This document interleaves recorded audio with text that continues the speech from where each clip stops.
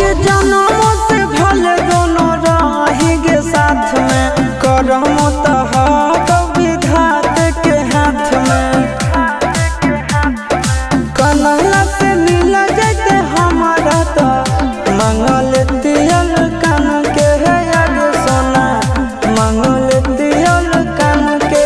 जोड़ी है बनावल भगवान के, दोष न है इंसान के है यार सोना, दोष न है भगवान के।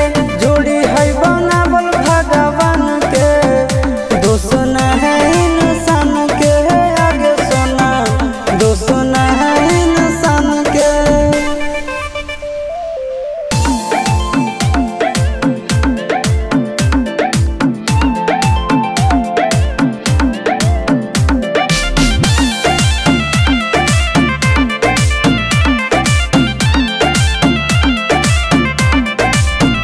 आगे तोर नहीं कसूर नहीं हमर कसूर गे, दोनों के कैला का ऊपर वाला दूर गे।